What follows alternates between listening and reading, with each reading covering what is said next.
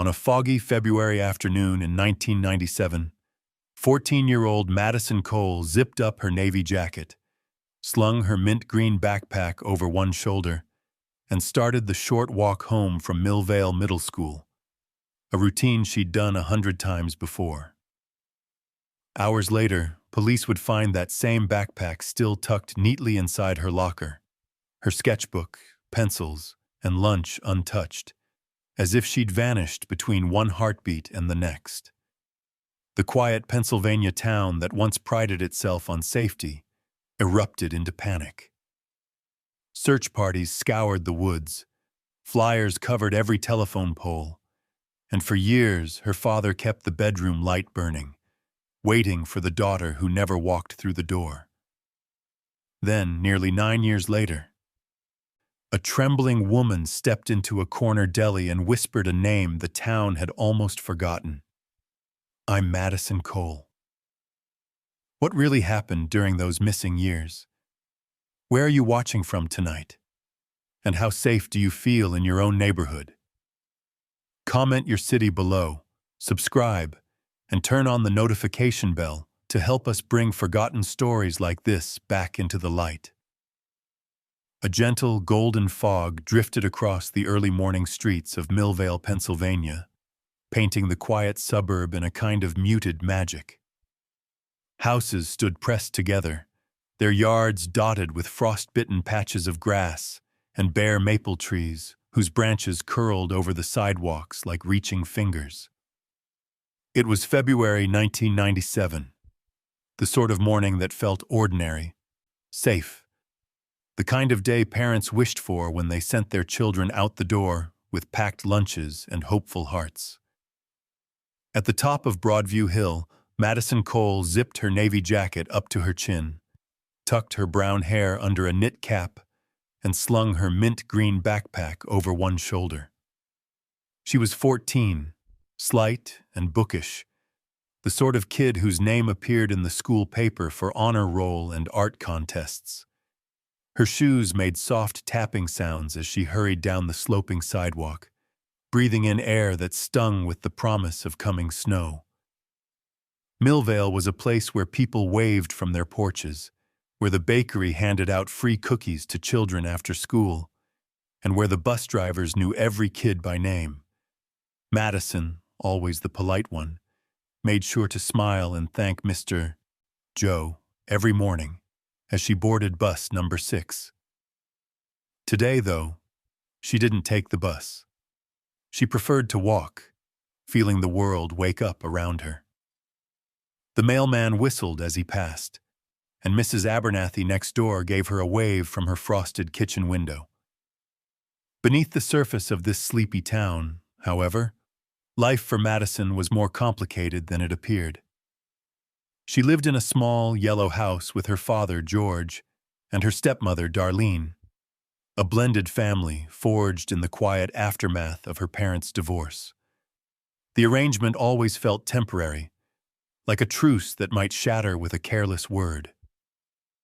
George worked long hours as a mechanic at Smitty's Auto, his hands always stained with grease. Darlene, eager to please but quick to criticize, filled the silence with strict rules and clipped instructions. Madison missed her mother sometimes, missed the old apartment where music played, and the walls were hung with wild, colorful paintings. In Millvale, everything felt gray by comparison, except for the moments she escaped into her sketchbook, drawing secret worlds with pencil and charcoal. She carried that sketchbook everywhere, a silent confidant who understood her need to create. As she neared the bottom of the hill, the brick facade of Millvale Middle School came into view, windows glinting with cold morning sun. A cluster of students gathered at the front steps, their laughter echoing over the parking lot. Madison kept to the edges, ducking her head as she passed, unused to the noisy, easy camaraderie of kids who had grown up together since kindergarten. She was the quiet one, the observer. Sometimes, she thought she might disappear entirely, and no one would notice until her seat in homeroom stayed empty. Inside, the school hummed with the familiar rituals of another day. Lockers slamming, sneakers squeaking on waxed floors, the distant ring of the first bell. Madison moved through the crowd with practiced invisibility, stopping at her locker to tuck away her hat and retrieve her math textbook. She glanced at the photograph taped to the inside of her locker door. A candid snapshot of her and her father at Lake Erie, smiling and sunburned. For a fleeting moment, she let herself believe that things could go back to the way they were. At her first class, Mrs. Delaney called roll, and Madison raised her hand with a soft "here" that barely reached the front of the room. She took notes in neat handwriting, doodling small sketches in the margins when her mind drifted. At lunch, she sat by the window, eating quietly, the other girls chattering in tight circles nearby. Every so often, she watched the snow begin to fall, flakes swirling and melting against the glass. But there was someone who noticed Madison, someone who always seemed to be nearby, keeping watch with a steady, practiced smile. Tom Harris, the school's security guard, was a fixture in the halls. He stood at the front door each morning, rain or shine, greeting students with a booming voice and a wave. Tall and broad-shouldered, with thinning brown hair and a warm, crinkled face, he was known as Mr. Tom to everyone, the grown-up you could count on to open stuck lockers or carry books for kids caught in a downpour. To most, Harris was just another part of the school landscape. But for Madison, there was something unsettling about the way he lingered near her locker, how he sometimes pressed a piece of candy into her hand with a conspiratorial wink. He asked her about her art, her favorite classes, her home life. Questions that felt friendly on the surface but left her uneasy in ways she couldn't explain. No one else seemed to notice. To them, Mr. Tom was harmless, even kind. That morning, as the final bell sounded and students poured into the hallways, Madison felt a strange heaviness settle in her chest. She tried to shake it off, chalking it up to another bad night's sleep, another morning spent dodging Darlene's sharp voice. Still, as she slipped out the front doors at the end of the day, she glanced over her shoulder, half expecting to see Harris watching her. The sun was sinking behind the rooftops, setting the clouds ablaze with streaks of orange and pink. Madison adjusted her backpack and started down the path toward home, her steps slowing as the world grew quieter. She didn't know it yet, but this would be the last time anyone would see her walking free. The last ordinary day before everything changed. A door slammed somewhere behind her. A car engine started. The air felt charged, the way it does before a storm, heavy with things unspoken and unseen. Madison kept walking, the fog swallowing her footsteps one by one, until she was just a shadow on the empty street.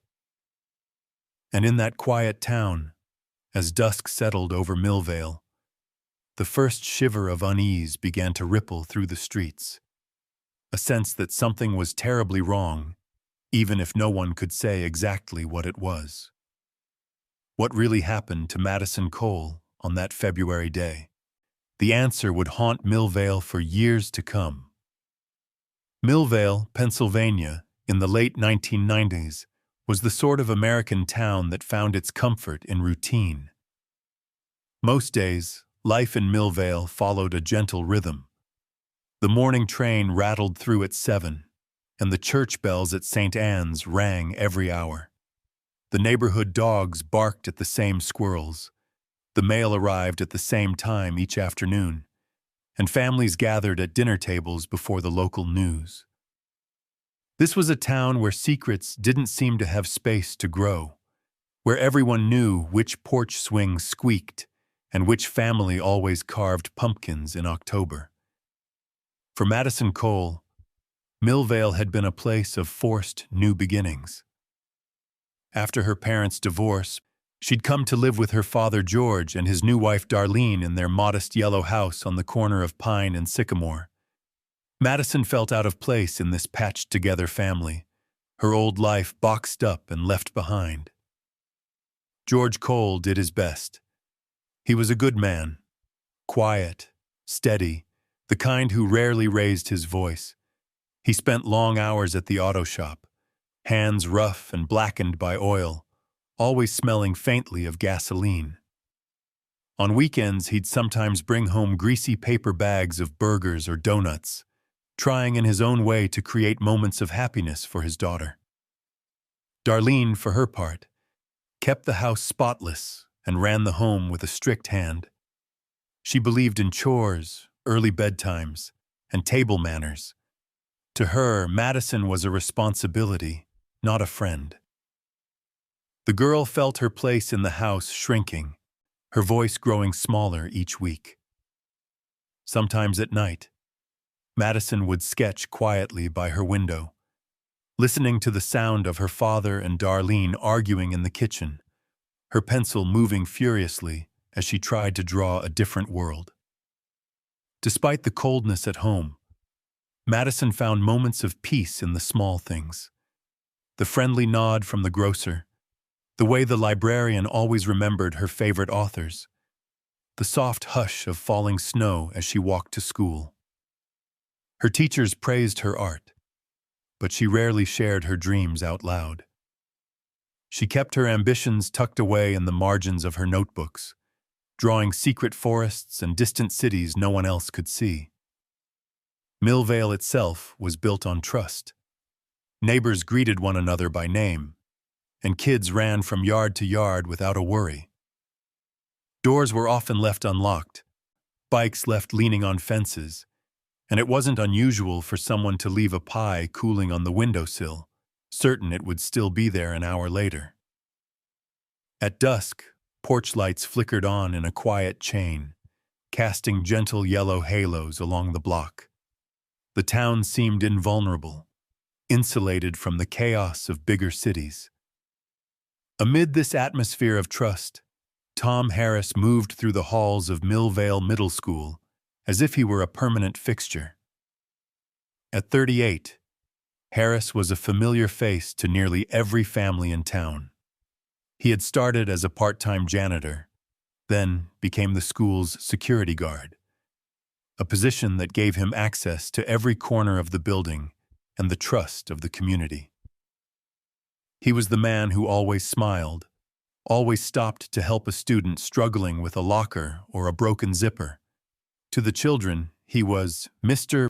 Tom, a gentle presence with a pocket full of candies and a patient word for every child. He wore the same navy windbreaker every day, rain or shine, and was always ready with an umbrella for kids who forgot theirs. He kept a stack of trading cards in his desk drawer, handing them out as rewards for good behavior. If a child fell and scraped their knee, Harris would appear with a Band-Aid and a joke, making the pain dissolve in laughter. To adults, he was the ideal staff member, punctual, polite, utterly reliable. Parents thanked him for watching out for their kids, and teachers relied on him to maintain order during fire drills and school assemblies. No one questioned his presence. No one wondered why he sometimes lingered in the hallways after the last bell, or why he seemed to know more about certain students than he should. For Madison, Tom Harris became a regular part of her school day. He always seemed to be around, waiting by the water fountain when she left art class, appearing in the library just as she checked out her books, offering a listening ear when she looked upset. At first, it felt comforting to be noticed, to have someone ask about her drawings or her favorite books, but over time she noticed the attention lingered. Harris began to give her cards on her birthday, left little notes for her in her locker, and offered rides home after school, which she always politely declined. Others saw this as nothing more than kindness. "Mr. Tom just likes to help," her friends said, accepting his candy without a second thought. Teachers, busy with lesson plans and grading papers, appreciated his willingness to take on extra tasks. No one suspected that beneath the gentle smile, Harris nursed a particular interest in Madison, a fascination that grew more intense with each passing week. In Millvale, nothing bad ever seemed to happen. People trusted the familiar. Parents believed they could keep their children safe simply by loving them and teaching them to be careful. But behind the warm lights and tidy lawns, the lines between trust and danger were not as clear as they appeared. And as the days slipped past, the quiet routines of the town continued. Unaware that Madison Cole, the polite, artistic girl with the mint green backpack, was moving closer to a darkness no one in Millvale was prepared to face. The townspeople gossiped about weather, school dances, and football games, never guessing that the seeds of tragedy were already sown. Watered by trust and averted eyes, the town's innocence, so carefully preserved, teetered on the edge of a nightmare, waiting for the day it would finally be shattered. February 12, 1997 began with the same rhythm as any other Wednesday in Millvale. The sidewalks glistened with new frost, breath rising in thin clouds as kids hurried toward the brick entrance of Millvale Middle School. Inside, the daily routines pressed on. Lessons, bells, the measured steps of teachers between classrooms. No one guessed that the thin gray dawn would mark the last day of ordinary life for the Cole family, and for the town itself. Madison moved through the day in her usual quiet way, her sketchbook tucked beneath her arm, her head filled with half-drawn worlds. She'd been restless for weeks. The arguments with her stepmother had sharpened, and the unspoken ache of her mother's absence felt heavier with each passing day. Teachers noticed she seemed tired, distracted. A few classmates whispered about her looking upset in the cafeteria, but no one pressed for answers.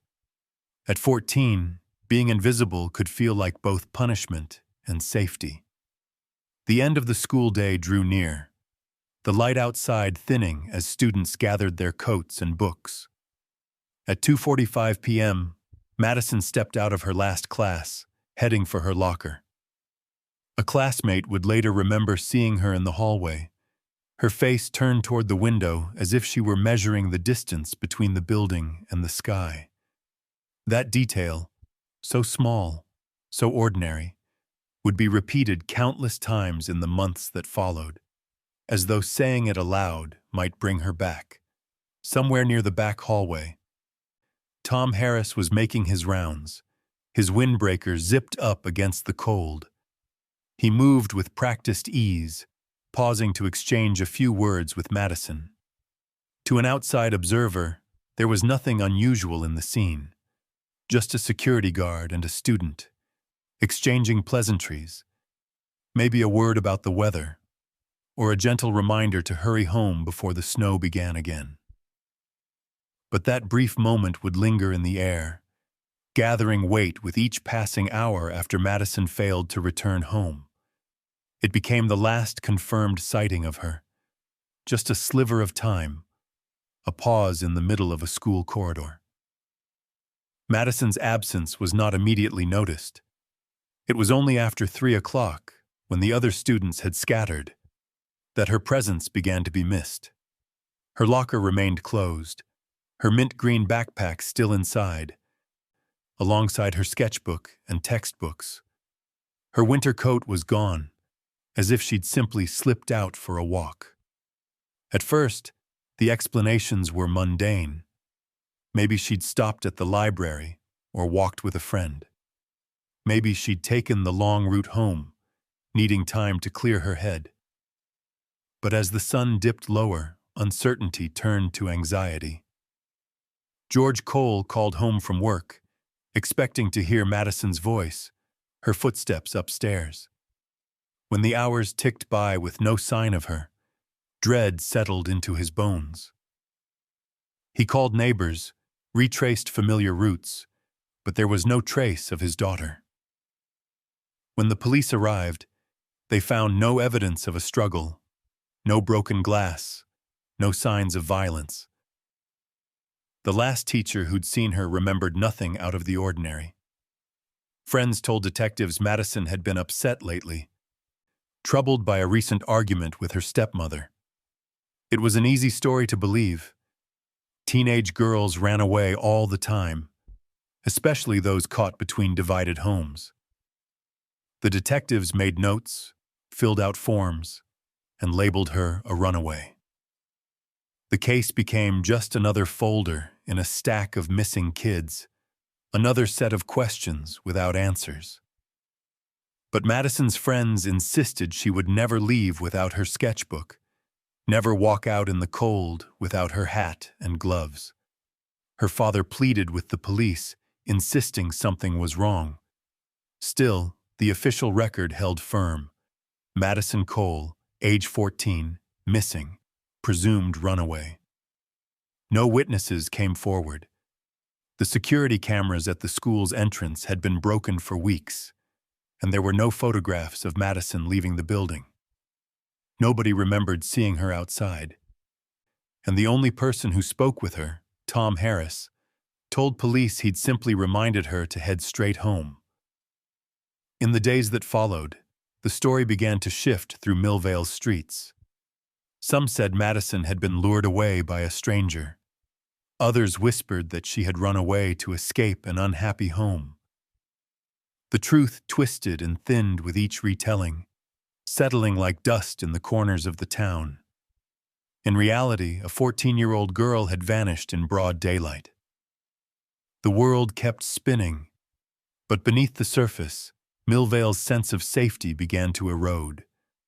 Parents started locking their doors at night, calling their children in earlier, glancing twice at faces they'd always trusted. The teachers at Millvale Middle School moved through their days more cautiously, haunted by the empty seat in the third row and the locker that remained untouched. Behind the quiet facades of the houses, families whispered prayers for Madison's safe return, hoping she would appear, apologetic and safe, on their doorstep. But as the weeks passed and the winter deepened, hope grew thinner. Flyers appeared on telephone poles, her picture staring out into the empty streets, her name repeated in news bulletins and school announcements. And somewhere, in the heart of the town, the question lingered: what really happened to Madison Cole that day? The answer would remain just out of reach, leaving Millvale forever changed, its innocence gone with the fading winter light. In the first days after Madison vanished, the town of Millvale transformed. Where there had once been comfort in routine, now every small deviation took on the shadow of dread. George Cole, hollow-eyed and trembling, refused to believe his daughter had simply run away. He called every number he could find in Madison's address book, growing more desperate as hours stretched into a numb, endless waiting. By the second evening, George found himself in the driveway, holding a box of thumbtacks, a stack of black and white flyers, and a roll of cheap masking tape. The wind bit at his cheeks as he pressed the first missing poster onto the lamppost at the end of Pine and Sycamore. Madison's school photo, smiling, bright-eyed, her hair pulled back, stared out into the empty night. The house behind him, once alive with the muffled sounds of family, now seemed cold, the yellow porch light burning long past midnight. As news of Madison's disappearance spread, the town responded. At first, there was a surge of frantic hope. Volunteers gathered at the community center, forming search parties with flashlights and coffee thermoses, their boots crunching through the brittle undergrowth near the Allegheny River. Parents bundled their children into coats and walked the wooded trails themselves, calling Madison's name into the cold, echoing silence. Local businesses taped flyers to their windows and left space on their message boards. Even the high school football team joined the search. Their practice sessions traded for long afternoons combing the riverbank and abandoned parking lots. Each night, the volunteers returned home empty-handed, their hope growing thinner, worn away by the cold and the relentless absence. Rumors blossomed in the void left by answers. In line at the grocery store, in the pews at Sunday service, Millvale's residents whispered their theories. Madison had been lured by someone from out of town, or she'd met a stranger she'd confided in. Others insisted she'd simply run away, tired of her stepmother's rules and her father's distant sadness. A few wondered if she'd fallen into the river and been swept away, but the water yielded no clues. Each explanation felt both plausible and impossible, and the uncertainty festered. Detectives pressed forward, their questions growing more pointed as time passed. They interviewed teachers, neighbors, and students, chasing leads that fizzled out before they even began. The investigation circled around Tom Harris, the school security guard who'd been seen talking with Madison the day she disappeared. He answered every question calmly, his hands folded on the table, his eyes wide with concern. Harris joined the volunteers in taping flyers, his presence as steady and reliable as ever. He told the police he was worried, like everyone else, that he'd simply wished Madison a good afternoon and nothing more. The town was eager to believe him. After all, Mr. Tom had always been there, a fixture of safety, a guardian for their children. But beneath the surface, George Cole's grief gnawed at the edges of his resolve. He couldn't sleep, haunted by memories of his daughter's laughter, the quiet clatter of her pencils as she sketched at the kitchen table. Each morning, he rose before dawn, retracing Madison's walk to school, peering under bridges and behind dumpsters, searching for any sign. A lost mitten, a scrap of notebook paper, something that would bring her home. In the afternoons, he drove the length of Main Street, stopping at gas stations, diners, and grocery stores, taping up more flyers, his fingers raw from the cold. Each face that met his gaze looked away too quickly, as if ashamed to share in his pain. The bedroom Madison left behind remained untouched, her bed neatly made, her sketchbook open on the desk to a half-finished drawing of a willow tree beside a lake. At night, George would stand in her doorway, the hall light spilling across her posters and trophies, refusing to let the room fall dark. Every evening, he switched on the lamp by her bed, leaving it glowing like a distant lighthouse, a silent promise that she could find her way back. The days blurred together. Winter deepened, snow piling along the sidewalks, turning the missing posters to paper mush that peeled from lampposts and storefronts. The community's energy waned, fewer people showed up at search parties, the initial shock settling into an uneasy resignation. The detectives' questions slowed, replaced by silence and paperwork. The town's heartbeat, once quick with hope and worry, grew faint beneath the weight of collective uncertainty. For George, time became meaningless, a relentless cycle of searching, hoping, and grieving.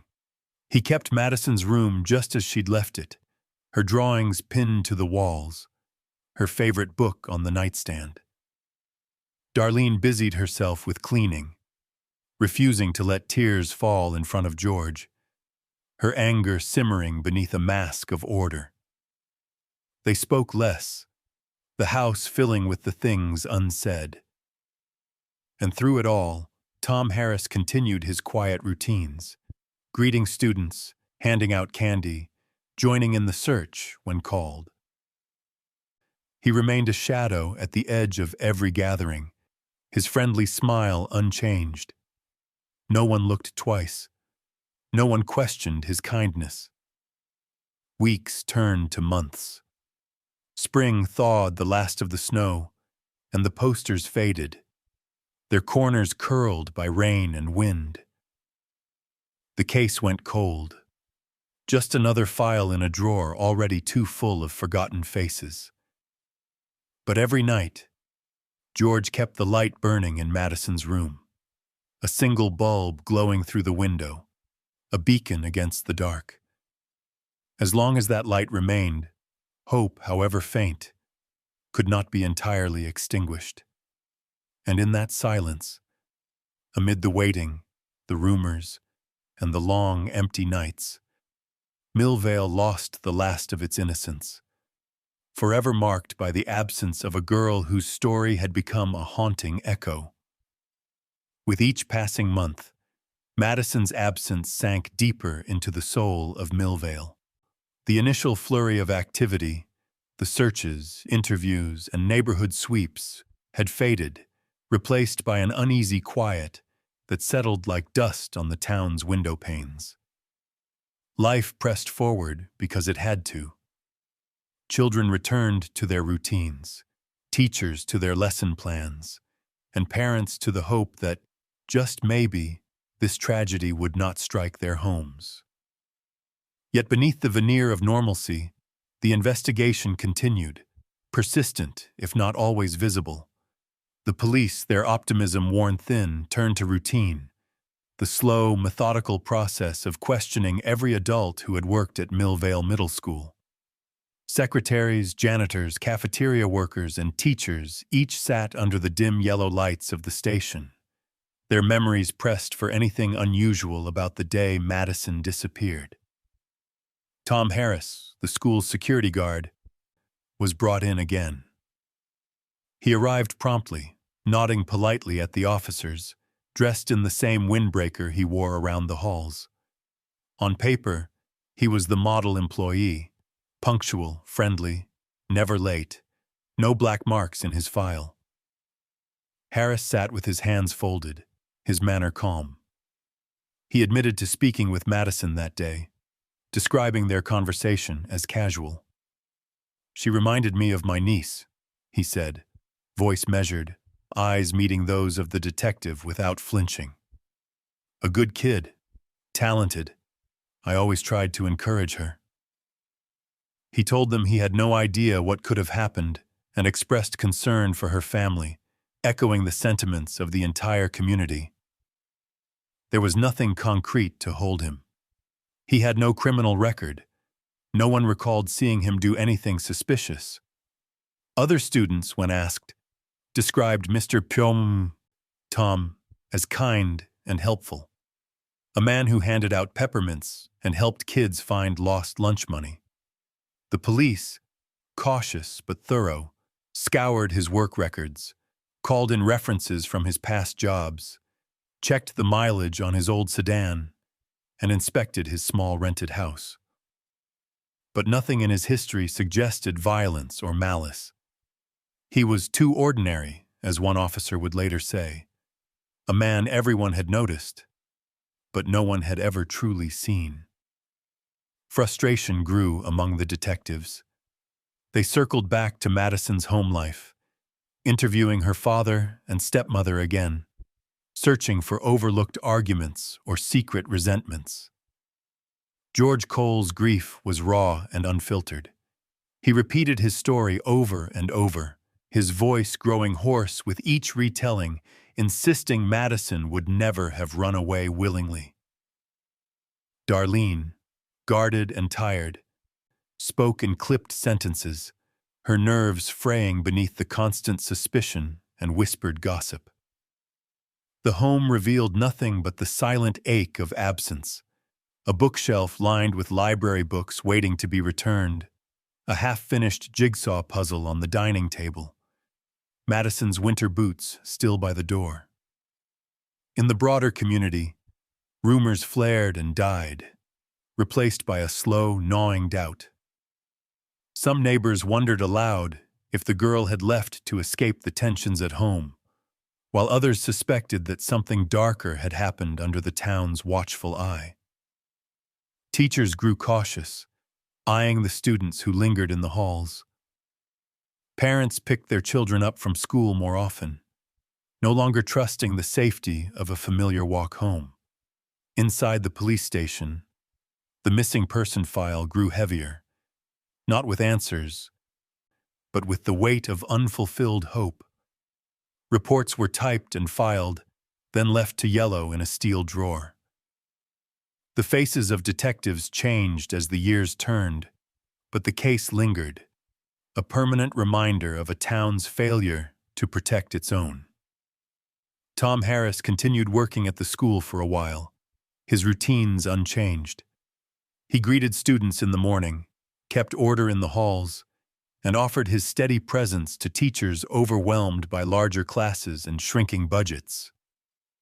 Over time, though, some staff members grew uneasy. A new principal, reviewing personnel files, noted the frequency with which Harris was mentioned in connection to the missing girl. The memory of his hallway conversations with Madison, once dismissed as harmless, now seemed more troubling in retrospect. But suspicion is not evidence. Without a witness or proof, no video footage, no confession, no overlooked detail, the case stalled. The detectives moved on to fresher leads elsewhere. Millvale, aching but exhausted, let itself slip back into routine. And yet, behind every unsolved page, there is always something, an unanswered question, a forgotten detail, waiting to be found. The story of Madison Cole faded from the headlines, but in quiet moments, in the hush of the library, the lonely walk home from school, the flicker of a bedroom light left on through the night, her memory persisted. George Cole continued to call the police every month, his voice a little more worn, a little more desperate. He refused to let his daughter become just another lost name in a thick, unfeeling file. Somewhere in town, people still watched Harris with quiet suspicion, noting the way he avoided their eyes or the way he smiled just a little too quickly. But most days, he was invisible, blending into the background of a town still struggling to understand how a girl could vanish without a trace. And so the missing person file gathered dust, the case unsolved but not forgotten, a lingering shadow over a place that once believed such darkness could never touch its streets. By 2003, the story of Madison Cole had become a ghost in Millvale, one whispered about on cold nights, invoked in cautionary tales, but rarely discussed in the bright light of day. The world moved forward, dragging the town along with it. New families arrived, children grew up, and those who had once searched for Madison got older, their faces lined with the quiet sorrow of unanswered questions. Her missing posters, once bright with hope, had long since faded and blown away, replaced by the daily traffic of lives too busy to pause for tragedy. But in the heart of Millvale, on Oakwood Street, there was a house where the story never really ended. It was a modest two-story, its porch sagging under the weight of too many Pennsylvania winters. The grass grew tall in the summer, wild and unkempt, and the curtains in the upstairs window always stayed drawn, no matter how bright the sun outside. Neighbors called the place the Quiet House. It belonged to Tom Harris, who had quietly left his job at the middle school and returned to live with his elderly parents and his young son, a boy who spent long afternoons playing alone in the backyard. To outsiders, Harris was almost invisible. He rarely spoke except for polite greetings at the grocery store or church. He was seen mowing the lawn in the early morning, taking out the trash with the same quiet precision he'd once used patrolling the school hallways. He seemed to blend into the rhythms of the neighborhood, a man defined by routine, predictability, and solitude. His parents, too frail to do much but wave from the porch, kept to themselves. Yet there were stories about the house on Oakwood. Sometimes neighbors said, you could hear faint noises coming from upstairs, a creak of floorboards when no one was supposed to be home, the muffled sound of music or television through tightly shut windows. Once a mail carrier swore he saw a pale face peering through the curtain, gone in an instant. But in a town like Millvale, people preferred their mysteries to remain unsolved, their suspicions never voiced too loudly. Upstairs, behind that locked door, a life unfolded in the shadows. The room was small and dim, lit only by the thin line of sunlight that managed to slip past the heavy curtains. The air was thick and musty, filled with the scent of old magazines and forgotten seasons. On the floor sat a mattress covered with faded blankets, its springs creaking under the slightest movement. Against the wall, a pile of crumpled paper plates and plastic cups gathered dust, untouched by any cleaning hand. A girl lived there, a girl whose skin had lost its warmth, turning ghost white from years without sunlight. Her hair, once the color of dark honey, now fell in tangled knots down her back. She wore clothes that no longer fit, their colors dulled by time and repeated washing in a plastic tub. In the silence, she whispered to the walls, telling stories to the peeling paint and the shadows that flickered across the ceiling. Sometimes, she drew pictures in the margins of old newspapers, desperate to remember the feel of a pencil gliding over paper. Each drawing was tucked away under the mattress, hidden from the man who brought her food and whispered that this was her only home now. She had not always been this way. Once she'd been Madison Cole, a shy, creative girl with dreams of distant cities and lakeside afternoons. Now she barely recognized the name. Years of isolation had stolen the world from her, replacing it with the dull, suffocating monotony of captivity. She was told her family no longer wanted her, that the outside world was dangerous, that only here could she be safe. At first, she resisted, counting the days and whispering her father's name in the darkness. But as seasons passed, her hope eroded, worn down by the weight of loneliness and the slow, insidious rewriting of her memories. Madison learned to move quietly, to avoid angering the man who brought her food, and sometimes spoke softly, as if he were comforting a frightened child. She obeyed his rules, ate when he told her, kept her head down. When anger flared in his voice, she flinched and retreated into herself, disappearing as best she could. In moments of clarity, she tried to recall the faces of her parents, the smell of autumn leaves, the warmth of sunlight on her skin. But the memories grew thin, replaced by the everyday survival of her new reality. There were rare moments when she caught glimpses of the outside, a sliver of sky through the curtains, the distant sound of children playing in the yard below. Each time, she felt a mixture of longing and despair, certain she no longer belonged to that world. She believed, eventually, that the stories she was told were true.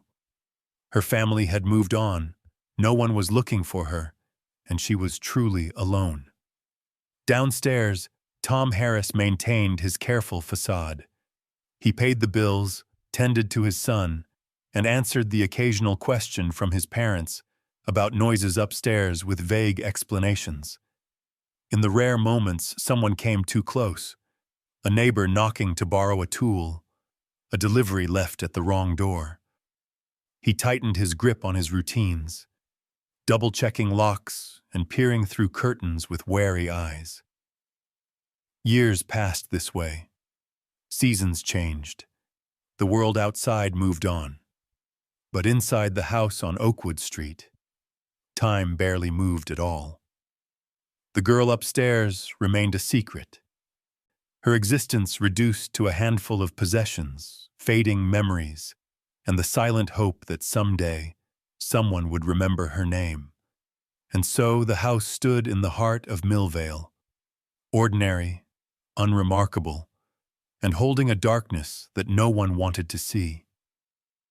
The cold case of Madison Cole grew colder still, even as the answer waited just behind a locked door, hidden in plain sight. By 2006, the town of Millvale had changed yet again. A fresh coat of paint covered the old police station, and children who'd once clung to their parents' hands now walked the same sidewalks alone. Their memories of Madison Cole faded into cautionary tales told in whispers. But life has a way of unsettling even the quietest places, and sometimes hope finds a crack in the armor of routine. It was in early March when the familiar ring of the deli bell signaled another new face at Marino's Deli, a narrow storefront tucked at the edge of the business district, close enough to Harris's house that the faded red awning could be seen from the porch on Oakwood. The owner, Joseph Marino, prided himself on recognizing every regular by the sound of their footsteps. But the young woman who arrived that afternoon moved with the tentative care of someone unsure she belonged. She called herself Nina Allen on her application, her handwriting small and careful, as if afraid to take up too much space. Joseph needed help behind the counter, stocking shelves, sweeping floors, handling the steady lunch rush, and hired her on the spot. Nina was polite, soft-spoken, and grateful for the chance to work. She kept her head down, eyes darting to the door whenever the bell chimed or a siren blared down the street. Some customers tried to draw her out with jokes or small talk, but she always offered only a shy smile before returning to her tasks. At first, Joseph chalked her skittishness up to nerves. He'd seen enough young people drift through his deli, kids running from hard times, mothers with tired eyes, newcomers searching for a place to land. But there was a particular kind of fear in Nina's posture that set her apart. She flinched at sudden noises, shrank away from men's voices, and always checked that the back door was locked twice before she left for the night. Still, she became part of the scenery. She was reliable, arriving early each shift, working hard for her paycheck. She made few mistakes, except for one odd habit. She would pause in front of the bulletin board by the front window, where a handful of faded flyers still clung to the cork. Among them was a nearly illegible notice for a missing girl from almost a decade earlier. A girl named Madison Cole, her eyes wide and uncertain in the grainy photograph. Nina would stand there for a few seconds longer than seemed necessary, her fingers unconsciously tracing the edges of the poster before moving on. Joseph's wife noticed it first, the way Nina sometimes looked at herself in the deli's bathroom mirror, studying her own reflection as if it were a stranger's face. On slow afternoons, she would clean the counters with unnecessary care, her movements precise, methodical, as if erasing fingerprints the world had left on her. Sometimes, when the street outside was especially quiet, Joseph would catch her standing by the window, watching the Harris house with an unreadable expression. The winter lingered that year, keeping the riverbanks and side streets shrouded in a stubborn gray chill. One night, as Joseph was closing up, he found Nina hunched over the register, her hands shaking as she counted the day's cash. He asked if she was all right, his voice soft, careful not to startle her. She looked up, eyes shimmering with fear, and for a long moment it seemed as though she might run. Instead, she spoke, her voice so low that Joseph had to lean in to catch the words. "I'm not Nina," she whispered, and the air in the deli changed. Her fingers trembled against the counter as she struggled for breath. "I'm Madison Cole." Time seemed to slow, the familiar world receding as Joseph's mind raced to make sense of the confession. All the years of silence, the unanswered questions, the hope his town had buried beneath routine, suddenly it was all alive again. He reached for the phone, his hands fumbling.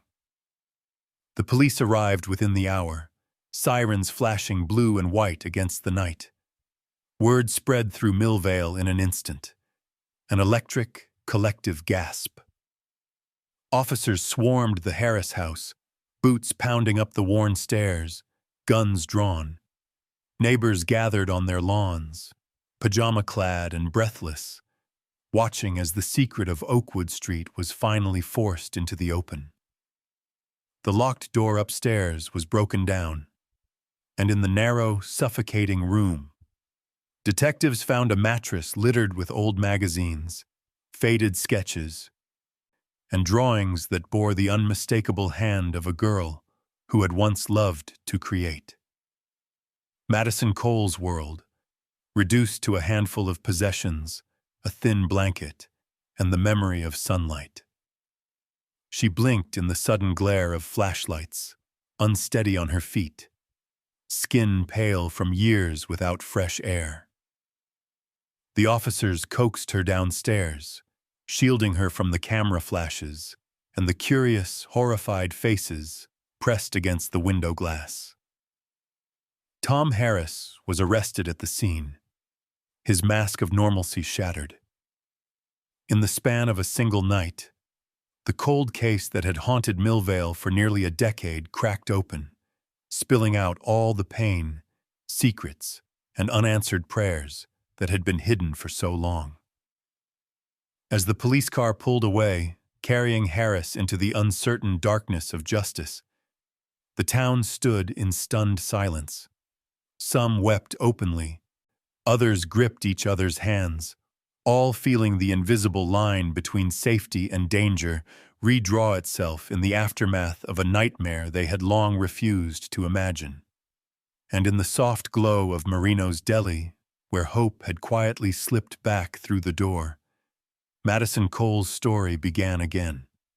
This time, not as a whispered warning, but as a testament to the possibility of rescue, the persistence of memory, and the power of one frightened, courageous girl to break through the silence at last.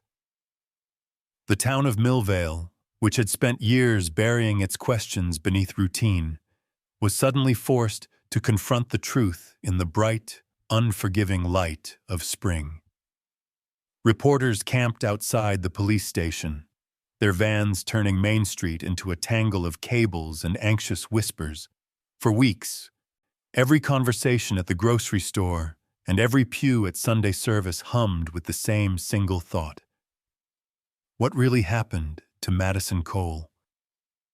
Inside the police station, the truth began to unspool. The room where Madison had been kept was catalogued piece by piece. Her sketches, yellowed magazines, plastic forks, the mattress stained by years of loneliness. Investigators moved through the cramped space in silence, piecing together the remnants of a childhood that had been stolen and preserved in equal measure. Each drawing, every scrap of paper, was evidence of a girl's attempt to survive, to remember who she once was. Tom Harris, shackled and silent, sat across from detectives in a room filled with fluorescent light. He said, in his own careful words, that Madison stayed because she wanted to, that she'd had nowhere else to go, but the truth was etched into the details, the windows sealed shut with screws, the lock fitted outside the door, the drawn curtains that let in only thin ribbons of daylight. The evidence was undeniable. Years of calculated coercion, the slow, insidious erosion of freedom until captivity felt like the only option left. Madison's voice, trembling, then steady, became the center of the case. She described how at first, Harris had showered her with kindness and attention, asking about her family, her drawings, her loneliness. How he'd convinced her, slowly and with care, that no one else cared for her, that she was unwanted, forgotten, a burden to her family and the world beyond the house. The grooming had begun long before she'd disappeared. The manipulation was invisible at first, hidden in gifts and compliments, long talks in empty hallways at school. By the time Harris led her away, she was already half lost, confused, aching for acceptance, starved for approval. The room upstairs became her world. Days blurred into weeks, seasons marked only by the quality of light, leaking through the curtains, and the muffled sounds of life from below. Her name faded into the hush of isolation, replaced by the stories Harris repeated, that her father had stopped looking, that her old life was gone, that only he could care for her now. When she resisted, when she cried or pleaded, he used guilt and fear as weapons, making escape seem impossible. Over the years, the stories hardened into reality. She stopped trying to remember what she was missing. She drew pictures on scraps of napkins, spoke softly to the peeling wallpaper, and learned to exist in the cracks between memories. There was more, much more, than anyone in Millvale had ever dared to imagine. Harris was charged with abduction, but the details that surfaced painted a far darker picture. There were allegations of sexual assault, of emotional abuse so thorough that it rewrote the story of Madison's entire adolescence. Experts called it trauma bonding, a condition in which fear and dependence mingle until freedom itself becomes unimaginable. The prosecutors built their case on years of patterns, each instance of control another thread in the fabric of her captivity. The trial moved swiftly, public outrage fueling the determination to see justice served. In the courtroom, Harris looked small and insignificant, his years of ordinary kindness revealed as the camouflage of a predator. Madison sat nearby, flanked by counselors and detectives, her face a study in courage and exhaustion. She answered questions, recounted memories she wished she could erase, and faced the man who had taken everything from her. Her testimony was measured, clear, and unwavering, a quiet triumph over years of forced silence. In the summer of 2007, Harris pled guilty to multiple felony charges: child abduction, sexual assault, and endangering the welfare of a minor. The judge's gavel came down with the weight of a decade's worth of sorrow, anger, and collective relief. Harris was sentenced to 5 to 15 years in state prison. The sentence seemed almost small, measured against the years he had stolen. But it was a beginning, a sign that the world beyond the locked door had not forgotten Madison Cole. For Madison, freedom was not a sudden sunrise but a slow and painful awakening. Reporters asked her what it felt like to finally step outside, to breathe air unfiltered by curtains and fear. She struggled for words, then found them. Leaving the room wasn't the hardest part. Leaving the fear behind, that took years. The streets of Millvale were no longer familiar. The faces she once knew had changed, and the world had moved forward without her. Healing, she learned, was not about forgetting, but about making room for new memories, new sunlight, and a life no longer defined by shadows. Neighbors brought casseroles and flowers, offering apologies and hope in equal measure. George Cole, her father, welcomed his daughter home with tears and an unspoken promise to never stop listening, to keep the light on forever. Darlene, quiet and awkward, did her best to bridge the impossible distance time had carved between them. Madison began therapy, wrote letters to herself, and sometimes found solace in the quiet act of drawing again. The truth was finally known.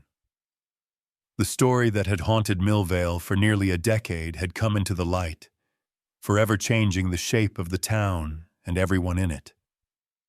Madison Cole was home, the locked door forever open, her voice no longer silenced by fear. The nightmare was over. But the work of healing, both hers and the community's, had only just begun. Long after the trial ended, after the reporters packed up and Millvale's streets returned to their slow routines, a different kind of story began to emerge, one that stretched beyond the small Pennsylvania town and into the fabric of America's memory. For as much as Madison Cole's case shocked her community, it was not an isolated nightmare. Her ordeal, while unique in its details, was rooted in a reality both more disturbing and more universal than many were ready to admit. Beneath the surface of the headlines, the story of Madison Cole was never only fiction. It was built, detail by detail, on the true account of Tanya Nicole Koch McCrum, a name known to those who followed the darkest corners of true crime, and eventually to anyone who had ever wondered how safety could turn into something so fragile. Tanya had been a 14-year-old girl from McKeesport, Pennsylvania, not far from Millvale, when she disappeared in 1996. Like Madison, Tanya was seen as polite, shy, and artistic, a student with dreams that drifted far beyond her small town. The man who took her was not a stranger lurking in the shadows, but a familiar face. Thomas Hose, a school security guard, earned the trust of the community in much the same way Tom Harris had in Millvale. Kindness that masked a deeper obsession, generosity that slowly blurred boundaries. Jose paid attention to Tanya, listened to her stories, and inserted himself into the space between a troubled home and a vulnerable child. It was in that gap, between trust and neglect, loneliness and the desperate need to be seen, that he began to build his secret. When Tanya disappeared, authorities made many of the same assumptions that plagued Madison's case. She must have run away. She'd argued with her father. She was troubled at school. The absence of evidence became evidence itself, and so her case slipped into the endless files of the missing, cold almost before it had begun. No one looked closely enough at the school's security guard. No one questioned how easily he had become a fixture in the halls and lives of so many students. For 10 years, Tanya was held captive just blocks from her home, concealed in a house ordinary enough to deflect suspicion. Like Madison, she was hidden behind locked doors, her existence reduced to secrecy and control. Jose convinced her that her family had forgotten her, that escape was impossible, that the world beyond her prison was full of danger and rejection. Years passed. The world moved on just as Millvale had. Tanya became a ghost, sustained only by slivers of hope and the occasional act of resistance. A glance through a window, a name scratched onto a piece of paper. It was only when Tanya, using the name Nikki Allen, found work at a local store and finally confided in the owner that her ordeal ended. She whispered her real name, just as Madison did in the story, and the machinery of rescue at last lurched into motion. The town was stunned. The authorities had missed what was hidden in plain sight. The headlines were as much about disbelief as about relief. How could this happen here? How could a community's trust be so deeply abused? The details of Tanya's captivity were harrowing. Years marked by emotional and physical abuse, the systematic stripping away of her sense of self. But her story, like Madison's, was not only a chronicle of suffering. It was also a testament to survival. The quiet, stubborn refusal to surrender entirely to despair. Tanya's resilience became an inspiration to others who suffered in silence. Her eventual rescue, though it could never erase the lost years, became a rallying point for a broader reckoning with the way communities understood and responded to vulnerability. The Madison Cole story, by echoing Tanya's experience, became a vessel for remembering what so easily slips through the cracks. Fiction allowed the retelling to move freely, to show not just the pain, but also the ripple effects, how an entire town can be transformed by the loss and eventual return of a single child. It served as a warning, but also as a reminder that darkness does not always arrive as a stranger. Sometimes it wears a familiar smile. Across America, people reading or hearing Madison's story were invited to look more closely at the worlds around them. The unnoticed students in the halls, the quiet men who seemed helpful but reserved, the unexplained absences that were too quickly dismissed. Madison Cole, though fictional, was the echo of real girls and boys whose stories were never fully told, whose faces faded from posters but remained etched in the hearts of those left behind. The real Tanya Koch would go on to write a memoir, speak publicly about her survival, and become an advocate for those who had suffered similar fates. Her strength, her ability to build a life after unimaginable pain, became a different kind of lesson, one that did not erase the horror of her ordeal, but that offered hope for healing. Her case forced schools, parents, and communities to ask uncomfortable questions about trust, boundaries, and the ways in which predators exploit silence and routine. And so the story of Madison Cole lingered. It haunted Millvale, but it also reached beyond, sparking conversations about vigilance, empathy, and the power of paying attention. It was a story that refused to be forgotten, that kept the light burning in the window for all those still lost, still unheard. For every fictional Madison, there was a real Tanya, reminding the world that remembering is the first step toward justice, and that sometimes the only way home is to tell the story again and again until someone finally listens. The headlines faded, the cameras left town, and eventually even the name Madison Cole receded from the urgent thrum of daily conversation. Yet, for those who truly remembered, her story was never just a headline or a cautionary tale. It became a quiet echo that shaped lives in ways both small and profound, lingering in the silent moments when parents checked locked doors, when teachers glanced up from their desks to see a lonely student, or when neighbors hesitated at the edge of their own routine. After her rescue, Madison was thrust into a world that seemed at once familiar and impossibly foreign. The town she'd once known had changed. The children she remembered were now adults, and the friends she'd missed had moved away or grown into people she could barely recognize. Her own home was a mixture of comfort and strangeness, filled with objects from a life that had been on pause for nearly a decade. The family photos on the mantel, the sound of her father's voice in the kitchen, the gentle creak of the floorboards at night. Each was both a comfort and a reminder of the years lost behind that locked door. The process of healing was neither swift nor simple. Freedom was not a sudden sunrise, but a slow unfolding, a daily act of courage. Madison found herself learning how to live again, how to trust, how to accept kindness without suspicion, how to navigate a world that moved faster and spoke a different language than the one she remembered. She met with therapists who helped her untangle the web of memory and fear that had become her inner landscape. Some days, she walked the riverbank in silence, listening to the water and letting the sunlight touch her skin, reclaiming sensations she had thought she'd forgotten. Her father, George Cole, became her anchor.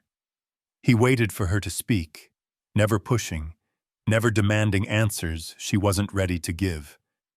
He left the bedroom lamp burning, just as he always had, the glow visible from the street, a lighthouse guiding her home night after night. Darlene, quieter now and humbled by all that had happened, learned to apologize in her own way, baking cookies or mending clothes, finding new ways to connect where words failed.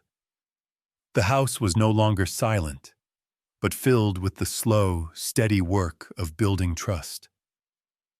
In time, Madison began to share her story. She wrote letters and journal entries, sometimes just lists of what she remembered or what she wished she could forget. The act of writing became an act of defiance, a way to reclaim her own narrative from the years when her voice had been silenced. She attended support groups, sitting in rooms filled with others who understood the peculiar ache of survival. Bit by bit, she learned that her pain was not a burden to carry alone, but a bridge to others who had walked similar paths. The story of Madison Cole was not hers alone. It became a tribute to all those whose voices had gone unheard, whose disappearances were written off as runaways or troubled teens. It became a call to action, a reminder that safety is never guaranteed by routine alone, and that the small signs of distress or control should never be ignored. Madison's journey exposed the cracks in Millvale's foundation, but it also revealed the power of a community to come together, to heal, and to learn from its own mistakes. Across the country, the real Tanya Koch, whose ordeal had inspired Madison's fictional story, continued to rebuild her own life. She wrote a memoir, stood on stages, and spoke to strangers about survival, resilience, and the importance of listening to children.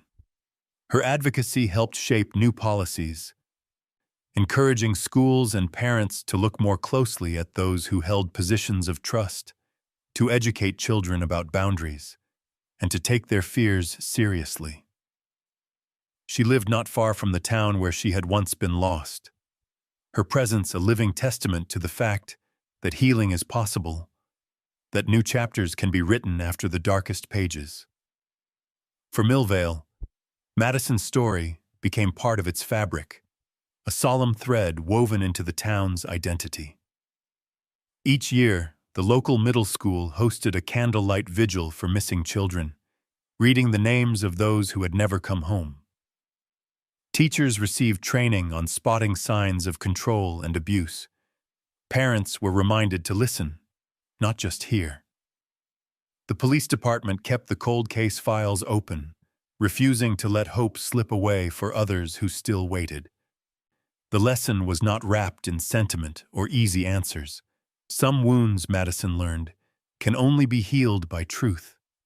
The truth about her own story, the truth about how easily evil can slip through the cracks, and the truth about the power of community to make a difference. If only it is willing to see what is uncomfortable and to act when action is needed. And so the story closes not with a return to innocence, but with a deeper wisdom. The light in Madison's window is left burning, not only for her, but for all those who are still missing, still hoping, still fighting to be heard. If you ever notice signs of control or isolation, speak up. If a child tells you they're afraid, listen. And if you believe that remembering their stories keeps justice alive, then share their names, keep the conversations going, and let your actions be the answer to the silence. Justice is not only what happens in a courtroom or at the end of a headline. It is what lives on in the choices we make, the empathy we show, and the stories we refuse to forget. Madison Cole's story, born of fiction, rooted in truth, asks us all to keep the light burning, to honor the survivors, and to never stop searching for those who have not yet made it home.